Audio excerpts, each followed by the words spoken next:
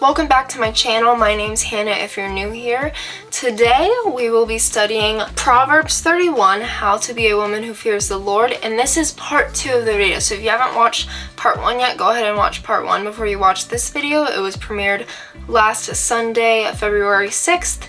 So let's go ahead and just get straight into it. For part 2, we will be starting at verse 21 of Proverbs 31. This is a great passage of scripture if you're a woman who wants to seek how to be a woman who fears the Lord, or if you are a man who wants to seek a woman to marry who is a woman who fears the Lord. So it's great for if you're a man, if you're a woman. So let's go ahead and get into reading verses 21 through 23. She is not afraid of snow for her household, for all her household are clothed in scarlet. She makes bed coverings for herself. Her clothing is fine linen and purple. Her husband is known in the gates when he sits among the elders of the land.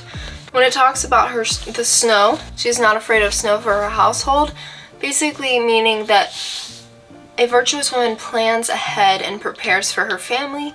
She prepares the needs of her family. She will always just be prepared ahead of time, prepared for the future, for the needs of her family, so that her family will not be in need in times of snow or in times of anything. So, and it talks about the scarlet. She clothes her family in scarlet. Where is it? Yeah, her household are clothed in scarlet. She also prepares more than enough for her family. Not an excessive amount, but in the fact of, scarlet to us is known as a very fancy material, but in this passage it can also just mean a very thick material. So, but needless to say, her family is very warm. They are more than warm enough, and they will not be in need if there is a snowstorm, so she prepares more than enough for her family. It says that she makes bed coverings for herself, and her clothing is fine linen and purple. She is also able to provide for herself, and she's able to have good material things because the Lord blesses her for her obedience and for her fear of Him. And the Lord will bless you if you are obedient to Him, whether you're a man or a woman. And she is blessed because this woman is the definition of obedient to the Lord, and she is provided for and blessed because of her obedience to the Lord, and because she relies on His strength and she seeks to ultimately serve God. And then it talks about her husband is known in the gates when he sits among the elders of the land. Because of her blessing from the Lord and because of her obedience to the Lord, her husband is also honored because of her actions and because of her character, and because of her obedience, he is also honored through that. She is loving to her husband, and she honors her husband, and she respects her husband. And that is what you should do as a godly woman who is married. You should honor, love, and respect your husband. Alright, let's read verses 24 through 25. She makes linen garments and sells them. She delivers sashes to the merchant. Strength and dignity are her clothing, and she laughs at the time to come. Like we said in part 1 of the video, just because you are a godly woman does not mean that you cannot work. You are a part of being a virtuous woman is getting your hands dirty, and you're hard working, and you are providing for your family, and you're providing in any way that you possibly can. And she here is selling the clothes that she makes, and she's making money for her family in order to provide for her family, and she is making earnings for her family, and she's using all the resources and creativity that she has in order to earn things for her family. And it also says strength and dignity are her clothing, and this means she is not focused on her physical appearance. She's not trying to portray herself as some beautiful outwardly woman, but she cares more about her own character, and she cares more about her own outward actions than her actual appearance. And she's not going out there dressed in loads and tons of gold jewelry in order to make herself look better, but she is truly focused on her actions instead of her appearance. And this can bring us into a little segment about modesty. This can also show you that as a virtuous woman, your outward appearance will reflect what is in your heart. And if you are dressed not to make yourself outwardly appear better, but in order to make yourself are only trying to reflect the actions of Christ, and that will be reflected through the way that you dress and the way that you hold yourself outwardly. And if you are wearing very inappropriate clothing all the time, that will reflect what is in your heart, and that will not reflect to a man or to anyone that you are a virtuous woman. And you should think about the way that your outward appearance reflects what is in your heart and reflects your actions, because it will reflect your actions, because it will show why you are dressing the way that you are. Is it to show off your body, or is it to honor your face and to honor the beauty that God has given you? And I got that kind of honoring your face thing from a sermon by Paul Washer. I will link that in the description for you guys, but it's a great sermon on a woman of God. So anyways, so yeah, what you wear will reflect your heart. So just keep that in mind.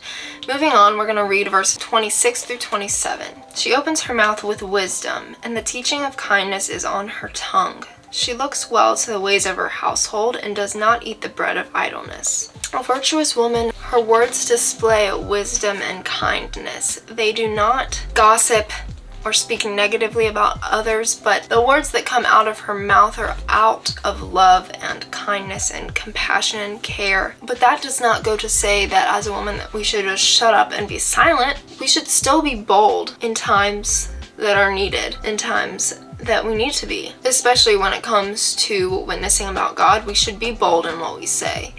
And when it comes to standing up for what is right, we should be bold in what we say, but that does not mean that we should tear other people down with our words. As a virtuous woman, the words that come out of your mouth should be out of love and compassion and kindness. It also says that she does not eat the bread of idleness. That means that she avoids laziness. Once again, a lot of this passage talks about how a virtuous woman, a woman who fears the Lord, is very, very hardworking. She gets up before daylight to provide for her family, to work hard, and she's doing this all for the glory of God. But we should all, as women, desire to work hard in everything that we do, whether it is caring for your family, whether it is staying home, caring for your family and cooking dinner for your family, or whether it is going out and working a job that has a lot of hours and making money for the family. Whatever it is that you do as a virtuous woman, you should work hard at it. Alright, let's go ahead and read 28 through 29. Her children rise up and call her blessed, her husband also, and he praises her. Many women have done excellently, but you surpass them all. A woman who lives this way, who lives in the way on how this passage says to live, she will receive blessings and praise from her family, because they will notice. They will speak to others about her character and about how she is just a blessing to them. And her husband will praise her, and he will appreciate her so immensely, and he will appreciate all of her characteristics and all of the blessings that she puts on him and their family. So let's go ahead and read verses 30 through 31.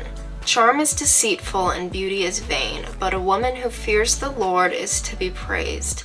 Give her of the fruit of her hands, and let her works praise her in the gates. So outer beauty is temporary, and that is not what is important.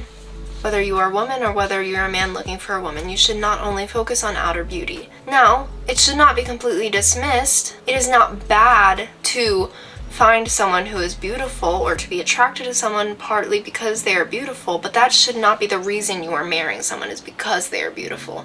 That should not be the reason at all.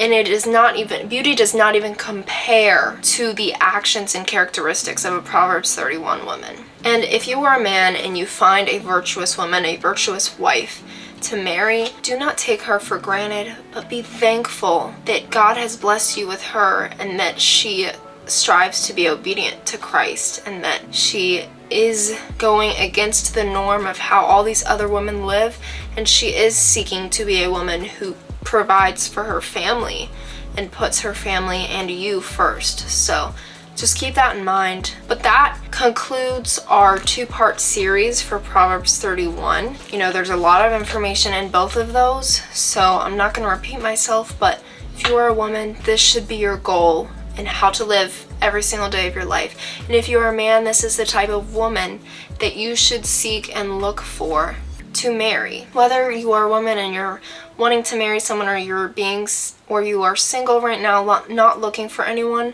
you should still make this your goal to be this type of woman, because it will honor the Lord. So that concludes the series of a Proverbs 31 woman. I hope this spoke to anyone's heart out there. I pray that it speaks to any of you guys, and I pray that you take every single part of this passage and apply it to your life. Do not forget any single verse. I really hope you guys enjoyed, and if you did not watch part 1, go ahead and go watch part 1. Thank you guys so much for watching. I appreciate all of your guys' love and support. If you have any questions, you can comment them down below. I love all of you guys, and I'm praying for you guys, and I pray that you guys seek the Lord daily. I'll see you guys next time.